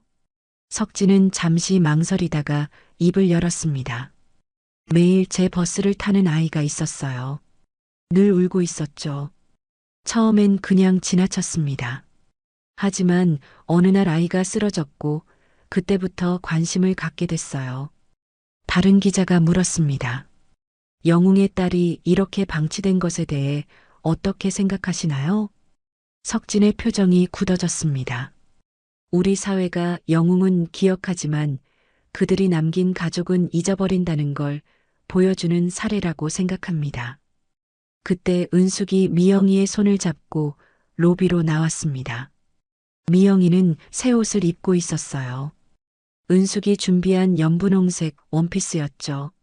얼굴에도 조금 혈색이 돌았습니다. 기자들이 미영이에게 카메라를 돌렸습니다. 한 기자가 조심스럽게 물었어요. 미영이는 지금 기분이 어때요? 미영이가 작은 목소리로 대답했습니다. 이제 혼자가 아니라서 좋아요. 많은 분들이 도와주셔서 감사해요. 그 순간 복지관장 도윤이 급하게 들어왔습니다. 손에는 서류가 들려 있었어요. 방금 확인한 사실인데 박준혁 씨가 미영이 보험금에서 2억 3천만 원을 빼돌린 것으로 밝혀졌습니다. 도박과 사채 상환에 사용했다고 해요. 기자들이 술렁였습니다. 카메라가 일제히 도윤을 향했어요. 그 돈은 회수할 수 있나요? 검찰이 자산 동결 조치를 취했습니다. 일부는 회수 가능할 것으로 보입니다. 석진은 미영이를 바라봤습니다. 아이는 이 모든 말들을 듣고 있었지만 이제는 울지 않았어요. 오히려 담담한 표정이었습니다. 오후가 되자 더 놀라운 소식이 전해졌습니다. 대통령실에서 연락이 온 것이었어요. 서연이 흥분한 목소리로 전했습니다. 대통령이 직접 미영이를 만나고 싶다고 해요. 박준서 소방관에게 추가 훈장을 추서하고 미영이에게 국가 장학금을 지원하겠다고 합니다. 은숙이 미영이를 안아주었습니다. 미영아, 내 아빠가 얼마나 위대한 분이었는지 모든 사람이 알게 될 거야. 그때 누군가 병원 로비로 들어왔습니다. 50대 중반의 남자였어요. 소방관 제복을 입고 있었습니다. 저는 박준서와 함께 일했던 김대식 소방관입니다. 대식이 미영이 앞에 무릎을 꿇었습니다. 미영아, 삼촌들이 늦어서 미안해. 내 아빠가 떠난 후 너를 찾아야 했는데 이제라도 도울게. 대식의 뒤로 소방관 10명이 더 들어왔습니다. 모두 박준서의 동료들이었어요. 우리가 매달 조금씩 모아서 미영이 교육비를 지원하기로 했어요. 준서가 우리를 위해 희생했으니 이제 우리가 그의 딸을 지킬 차례입니다. 미영이의 눈에서 눈물이 흘렀습니다. 하지만 이번엔 슬픔의 눈물이 아니었어요. 감사와 안도의 눈물이었습니다. 저녁이 되자 병원 앞 광장에 시민들이 모이기 시작했습니다. 손에는 촛불을 들고 있었어요. 누군가 현수막을 펼쳤습니다. 영웅의 딸 미영이를 지켜주세요라고 적혀 있었죠. 석진은 창문 너머로 그 광경을 바라봤습니다. 가슴이 뜨거워졌어요. 한 아이를 구하기 위해 시작한 일이 이렇게 큰 물결이 될 줄은 몰랐습니다. 미영이가 석진 옆으로 다가왔습니다. 할아버지, 저 이제 괜찮아요. 아빠가 자랑스러워요. 그리고 할아버지도 제 영웅이에요. 석진이 미영이를 꼭 안아주었습니다. 20년 전 구하지 못한 지훈이의 무게가 완전히 사라지는 것을 느꼈어요. 밤이 되자 검찰에서 연락이 왔습니다. 박준혁이 모든 혐의를 인정했다고 했어요. 징역 5년이 예상된다고 했습니다. 도윤이 말했습니다. 이제 미영이는 완전히 자유예요. 새로운 삶을 시작할 수 있습니다. 석진은 생각했습니다. 때로는 한 사람의 관심이 세상을 바꿀 수 있다고. 버스 운전사의 작은 관심이 한 아이의 인생을 구했고 그것이 수많은 사람들의 마음을 움직였다고. 내일 미영이는 퇴원합니다. 은숙의 집에서 새로운 가족과 함께 살게 될 것입니다. 그리고 다음 주부터는 진짜 학교에 다니게 될 것입니다. 교복도 새로 맞췄어요. 이번엔 진짜 학교의 교복이었습니다. 6개월 후 가을 햇살이 따스한 월요일 아침이었습니다. 석진은 여전히 7번 버스 운전대를 잡고 있었어요. 하지만 이제는 표정이 달랐습니다. 따뜻한 미소가 얼굴에 머물러 있었죠. 1시 30분 사거리 정류장에 버스가 섰습니다. 문이 열리자 교복을 입은 여학생이 올랐어요. 미영이었습니다. 하지만 6개월 전과는 완전히 달랐죠. 얼굴에는 혈색이 돌았고 눈빛은 맑았습니다. 무엇보다 웃고 있었어요. 석진 할아버지, 안녕하세요. 미영이가 밝게 인사했습니다. 손에는 책가방이 들려 있었고 목에는 새 학교의 명찰이 달려 있었어요. 성심초등학교 5학년 박미영이라고 적혀 있었죠. 오늘도 학교 가는구나. 재미있니? 네. 오늘은 미술 시간에 아빠 그림 그릴 거예요. 선생님이 가족 그림 그리래요. 미영이는 맨 앞자리에 앉았습니다. 예전처럼 뒷자리가 아니었어요. 창밖을 바라보며 콧노래를 흥얼거렸습니다. 병원역에 도착했을 때 미영이가 일어섰습니다. 하지만 이번엔 납골당으로 가는 게 아니었어요. 할아버지, 저 오늘은 학교 끝나고 은숙 엄마랑 병원 봉사활동 가요. 소아병동 아이들한테 책 읽어주기로 했어요. 석진은 백미러로 미영이를 바라봤습니다. 아이의 눈에는 생기가 넘쳤어요. 더 이상 죽음을 그리워하는 아이가 아니었습니다. 삶을 사랑하는 아이가 되어 있었죠. 오후 3시 석진은 특별한 정류장에 도착했습니다. 미영이의 약속 정류장이었어요. 6개월 전 개통식을 했던 그곳입니다. 정류장 옆에는 작은 기념비가 세워져 있었죠. 영웅 박준서 소방관과 모든 순직 소방관들을 기리며라고 새겨져 있었습니다. 정류장에서 한 무리의 사람들이 버스를 기다리고 있었어요. 박준서가 구한 7 아이들과 그 가족들이었습니다. 오늘은 미영이의 12번째 생일이었거든요. 안녕하세요, 석진 아저씨. 아이들이 반갑게 인사했습니다. 민수는 이제 9살이 되었고 수진이는 10살이 되었어요. 모두 건강하게 자라고 있었습니다. 버스가 은숙의 집 근처에 도착했을 때 석진도 함께 내렸습니다. 오늘은 특별한 날이니까요. 은숙의 2층 집 마당에는 이미 많은 사람들이 모여 있었어요. 소방관 동료들, 복지관 사람들, 그리고 미영이의 새 친구들까지. 마당 한가운데 테이블 위에는 큰 케이크가 놓여 있었습니다. 12개의 초가 꽂혀 있었죠. 미영이가 나타나자 모두가 박수를 쳤어요. 생일 축하해, 미영아. 은숙이 미영이를 안아주었습니다. 미영이는 이제 은숙을 엄마라고 불렀어요. 은숙의 아들 준호도 미영이를 누나라고 부르며 잘 따랐죠. 도윤이 마이크를 들었습니다. 오늘은 미영이 생일이기도 하지만 또 다른 기쁜 소식이 있습니다. 박준서 소방관 추모재단이 정식으로 출범했고 첫 번째 장학생 10명을 선발했습니다. 박수가 터져 나왔습니다. 미영이의 눈가에 눈물이 맺혔어요. 하지만 슬픔의 눈물이 아닌 감격의 눈물이었습니다. 케이크의 촛불을 끄기 전 미영이가 말했습니다. 소원을 빌게요. 아빠와 엄마가 하늘에서 행복하시길. 그리고 저를 구해준 모든 분들이 건강하시길. 촛불이 꺼지고 박수가 울려 퍼졌습니다. 석진은 미영이를 바라보며 미소 지었어요. 6개월 전 버스에서 울던 그 아이가 이제는 많은 사람들에게 희망을 주는 존재가 되었습니다. 파티가 끝나갈 무렵 미영이가 석진에게 다가왔습니다. 손에는 작은 선물 상자가 들려 있었어요. 할아버지, 이거 받으세요. 상자를 열어보니 작은 액자가 들어 있었습니다. 미영이가 그린 그림이었어요. 버스 안에서 웃고 있는 사람들, 그리고 운전석의 석진. 그림 아래에는 이렇게 적혀 있었습니다. 저를 구해준 영웅 할아버지께. 석진의 눈시울이 뜨거워졌습니다. 20년 전의 실패를 딛고 일어선 자신에게 주어진 가장 큰 선물이었어요. 저녁이 되어 집으로 돌아가는 길, 석진은 버스 창밖을 바라봤습니다. 도시의 불빛들이 반짝이고 있었어요. 어디선가 또 다른 미영이가 도움을 기다리고 있을지도 모릅니다.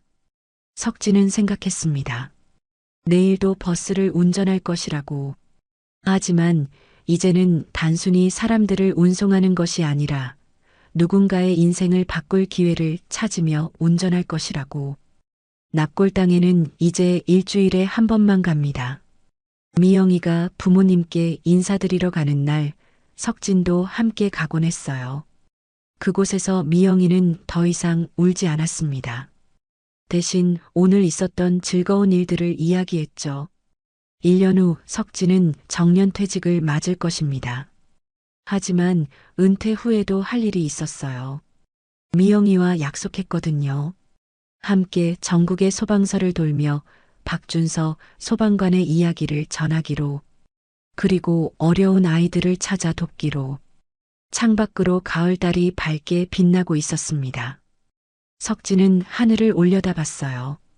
어딘가에서 지훈이와 박준서가 함께 웃고 있을 것 같았습니다. 그리고 말하고 있을 것 같았어요. 수고했다고. 정말 잘했다고. 지금까지 한 아이의 눈물이 희망으로 바뀌는 이야기를 들어주셔서 감사합니다. 때로는 우리 곁을 스쳐가는 작은 신호들이 누군가의 전부일 수 있습니다. 오늘도 여러분 주변에 도움이 필요한 이웃이 있는지 한번 둘러봐 주세요. 이 이야기 속 미영이와 석진 할아버지에게 전하고 싶은 마음이 있으시다면 댓글로 남겨주세요. 여러분의 따뜻한 한마디가 또 다른 희망의 씨앗이 될 수 있습니다. 그럼 오늘도 평안하고 건강한 하루 보내시길 바라며 다음에도 마음을 울리는 이야기로 찾아뵙겠습니다. 인생은 드라마였습니다.